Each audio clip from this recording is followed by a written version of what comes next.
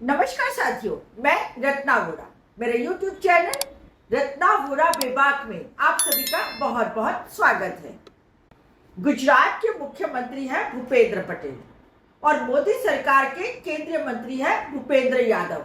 दोनों के नाम एक ही हैं और दोनों के ही वीडियो पूरे देश में वायरल हो रहे हैं कि किस तरीके से उन्होंने सार्वजनिक तौर पर प्रजा के साथ कैसा व्यवहार किया है। क्योंकि मैं गुजरात की हूं, इसलिए सबसे पहले मैं हमारे सीएम मुख्यमंत्री श्री भूपेंद्र पटेल के बारे में बात करूंगी। उन्हें प्यार से दादा बुलाया जाता है और कहते हैं कि दादा बहुत ही मृदुभाषी है, मतलब सॉफ्ट स्पोकन है। यह उनकी छवि है और काम में बहुत ही मक्कम है, मतलब जो ठान लेते हैं वो काम करके ही पूरा दम लेते हैं। परंतु बड़ौदा में तो एक सार्वजनिक कार्यक्रम में दादा का मुखौटा ही उतर गया। जब एक हॉल में भाषण दे रहे थे और बीच में ही दो महिलाएं खड़ी होकर उनसे न्याय की गुहार लगाती हैं। और न्याय भी किसके लिए? 1.5 साल पहले बड़ौदा में भाजपा के ही भ्रष्टाचार की वजह से हरनी तालाब में 12 बच्चों की और 2 शिक्षिकाओं की डूब जाने से मौत हो जाती है। उनमें से 2 बच्चों की मां थी जिन्होंने आवाज लगाई, शिकायत की, जिनके बच्चों की बोट पलट जाने की वजह से मृत्यु हो जाती है। वह अपने इन बच्चों के लिए न्याय मांगने के लिए खड़ी हुई। इस दुर्घटना से पूरे देश में हाहाकार मच जाता है। छोटे छोटे बच्चे जो बेचारे पिकनिक मनाने के लिए खुशी खुशी घर से निकले थे, ये उनकी आखिरी पिकनिक हो जाती है। माओ की कोख सूनी हो जाती है। बहन का भाई और या भाई की बहन हमेशा हमेशा के लिए एक दूसरे से जुदा हो जाते हैं। उन माओ का कहना था कि हमें मिलने नहीं दिया जाता, हमें आपसे मतलब कि मुख्यमंत्री से मिलने नहीं दिया जाता। और इसके जवाब में भूपेंद्र पटेल गुजरात के मुख्यमंत्री अपना आपा खो बैठते हैं और वे क्या कहते हैं कि ये 2 महिलाएं एजेंडा सेट करके आई हैं, उनकी तरफ ध्यान देने की जरूरत नहीं है। अरे भूपेंद्र भाई, यह तो बेचारी घरेलू महिलाएं हैं जिन्होंने आपकी सरकार में चल रहे भ्रष्टाचार की वजह से, आपकी नाकाबिलियत की वजह से, आपकी गैर नीतियों की वजह से अपने बच्चों को खो दिया हमेशा हमेशा के लिए। इन लाचार और बेचारी महिलाओं को क्या पता एजेंडा क्या होता है। देखिए इस वीडियो में भूपेंद्र पटेल जी किस तरीके से व्यवहार कर रहे हैं। સ્પેશિયલ એજન્ડાથી તમે આયા છો બેન, ના ભણશો તમે અત્યારે મળી શકાશે। બેસી જાઓ, અત્યારે બેસી જાઓ, તમે મળી જજો તમે મને। હા, મળાવશે તમને। તમે એજન્ડાથી આયા છો બેન, એવું ના હોઈ શકે ક્યારે, એવું ના હોઈ શકે, એવી રીતે ના હોય વાત। તમે મળી જજો તમે મને। જો આ બાજુ હવે આપણે એની પર ધ્યાન ના આપશો, એ સ્પેશિયલ એજન્ડાથી આવેલા છે એટલે એની પર ધ્યાન આપણે આપવાની જરૂર નથી।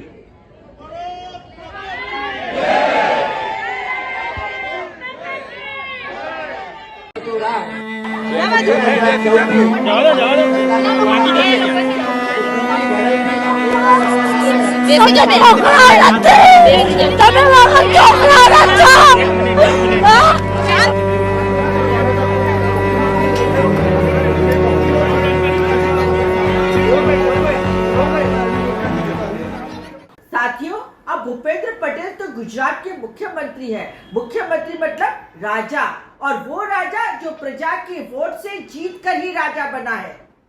तो उस राजा से प्रजा गुहार भी नहीं लगा सकती, उनसे बात भी ना करे।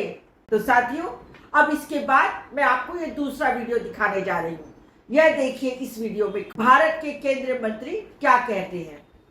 और मैं आज आपके गांव में इतनी ही बात करूंगा, मैं बहुत धैर्य रखने वाला आदमी, लेकिन मेरे को बदतमीजी पसंद नहीं। मैं आपसे हाथ जोड़ता हूं, फिर कभी तसल्ली चाहूंगा तो बात करूंगा। जय हिंद, जय हिंद। जी हाँ, देखा आपने, ये है भारत के केंद्रीय मंत्री भूपेंद्र यादव। वे राजस्थान के अलवर जिले के कार्यक्रम में जाते हैं और वहां पर एक महिला पानी की समस्या को लेकर उनसे प्रश्न करती है। तो भूपेंद्र यादव जी का अहम गवा जाता है और बीच में रोक टोक करने की वजह से कहते हैं कि वैसे तो मैं बहुत धीरज वाला व्यक्ति हूँ, धैर्यवान व्यक्ति हूँ, परंतु मुझे बदतमीजी पसंद नहीं है, और ऐसा कह के मंच छोड़कर चले जाते हैं। तो क्या एक सामान्य इंसान जिसने आपको वोट दिया है, जिसकी वजह से आप आज मंत्री बन के बैठे हैं, वैसा एक व्यक्ति, एक वोटर, एक मतदाता आपसे प्रश्न भी ना पूछे, शिकायत भी ना करे, अपनी बात भी ना करे और कुछ भी ना पूछे?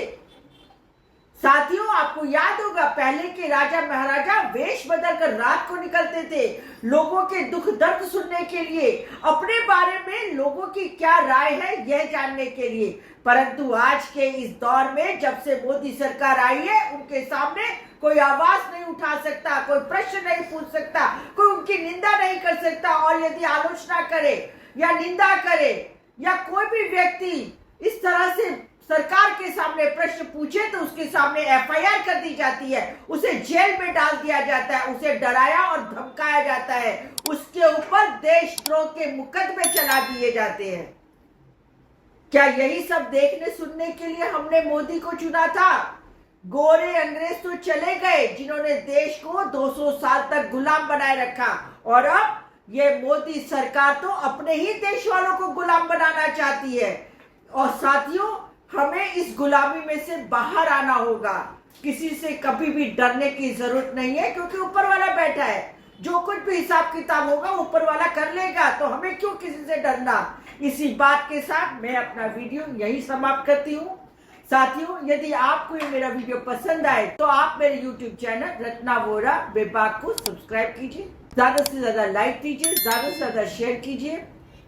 साथ ही आप मुझे इंस्टा, फेसबुक और एक्स पर भी फॉलो कर सकते हैं। फिर मिलूंगी एक नई वीडियो के साथ, एक नई बात के साथ। तब तक के लिए नमस्कार।